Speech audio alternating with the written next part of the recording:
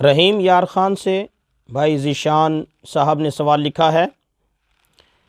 وہ لکھتے ہیں کہ مفتی صاحب ہمارا سوال یہ ہے کہ کیا اللہ تعالیٰ ہر جگہ موجود ہے؟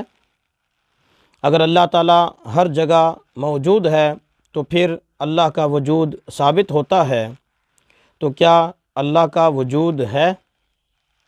ید اللہ علی الجماع میں اللہ تعالیٰ کے ہاتھ کا ذکر ہے، کیا اللہ تعالیٰ کے اعضاء ہیں؟ اگر ہیں تو حیت کیا ہے؟ اگر نہیں ہے تو پھر ید اللہ علی الجماع والی بات کو غلط کہا جائے گا؟ جواب ضرور عنایت فرمائیے گا۔ ذیشان۔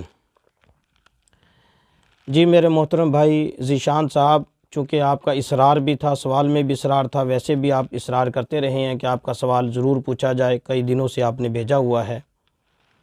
سب سے پہلے ایک گزارش سن لیں، کوشش کیا کریں کہ جو ضرورت کے مسائل ہیں وہ پوچھیں، اس میں آپ کا بھی فائدہ، ہمارا بھی فائدہ، امت کا بھی فائدہ ہے، عوام کا فائدہ ہے۔ جو سوال آپ نے لکھا ہے ہم اس کا جواب تو کچھ نہ کچھ عرض کرتے ہیں، لیکن عوامی پلیٹ فارم پہ اس طرح کا سوال مناسب نہیں ہے۔ اس طرح کے سوالات کا طریقہ یہ ہے، یا واٹس ایپ پہ ہم سے وہیں رابطہ کر لیا جائے، وہیں پوچھ لیا جائے، تاکہ ایک شخص کی بات صرف ایک شخص کے سامنے رہے، یا پھر اپنے قریب کے محقق علماء سے کی خدمت میں حاضر ہو کر ان سے پوچھ لیا جائے۔ تو بہرحال کچھ نہ کچھ ہم یہاں عرض کریں گے، چونکہ آپ نے اصرار کیا تھا کہ ہمارا سوال کئی دنوں سے بھیجا ہوا ہے جس کا جواب نہیں آیا۔ تو میرے محترم بھائی، نمبر ایک تو آپ نے یہ سوال کیا کہ اگر اللہ تعالیٰ ہر جگہ موجود ہے تو پھر اللہ کا جسم ہے۔ میرے محترم بھائی یہ ضروری نہیں ہے۔ روشنی ہر جگہ پر موجود ہے لیکن روشنی کا کوئی جسم نہیں ہوتا۔ کئی ساری چیزیں ایسی ہیں جو موجود ہوتی ہیں لیکن ان کا وہ جسم موجود نہیں ہوتا، تو اس لیے موجود ہونے سے جسم کا ہونا یہ لازم نہیں ہے۔ پہلے تو میں یہ عرض کر دوں۔ دوسری بات یہ ہے کہ اللہ تعالیٰ ہر جگہ موجود ہیں جیسے اللہ کی شان ہے۔ وہ کیسے موجود ہیں اس کی بحث میں پڑھنے کی ضرورت بھی نہیں، اور بلکہ آپ سے گزارش یہ ہے کہ آپ اس تحقیق میں پڑھیں ہی نہ۔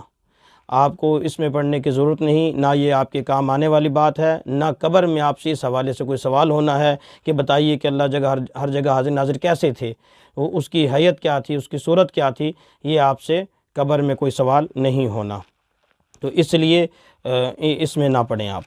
رہی بات یہ کہ ید اللہ علی الجماع سے آپ نے کہا کہ جماعت پر اللہ کا ہاتھ ہوتا ہے تو لہٰذا اللہ کا ہاتھ ثابت ہو گیا، تو نہیں میرے محترم بھائی، یہاں آپ کو مغالطہ لگا ہے۔ ید اللہ علی الجماع سے مطلب یہ ہے کہ جماعت کے ساتھ اللہ کی مدد ہے، اور یہ ہم اپنے اردو محاورے میں بھی، پنجابی میں بھی یہ بات اس طرح کے محاورے استعمال کرتے ہیں کہ فلاں بندے کی کامیابی میں فلاں بندے کا ہاتھ ہے۔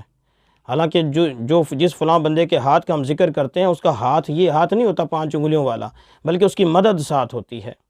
ہم یہاں کہہ دیتے ہیں کہ فلاں کے جو بندہ جو کامیاب ہوا ہے وہ فلاں کے شخص کے ہاتھ کی وجہ سے کامیاب ہوا ہے۔ یہ جو معاملہ ہوا ہے ہم دن رات یہ کہتے ہیں فلاں جو معاملہ اس کے پیچھے امریکہ کا ہاتھ ہے۔ اب امریکہ تو ایک ملک ہے، اب کیا اس ملک کا بھی ہاتھ ہوگا، اس طرح کا ہاتھ 5 انگلیوں والا ہوگا؟ تو اس لیے یہ کہنا کہ ید اللہ علی الجماع سے ید کی بات آئی ہے تو ید عربی میں ہاتھ کو کہتے ہیں لہٰذا اللہ کا ہاتھ ہوا، تو ایسا نہیں ہے۔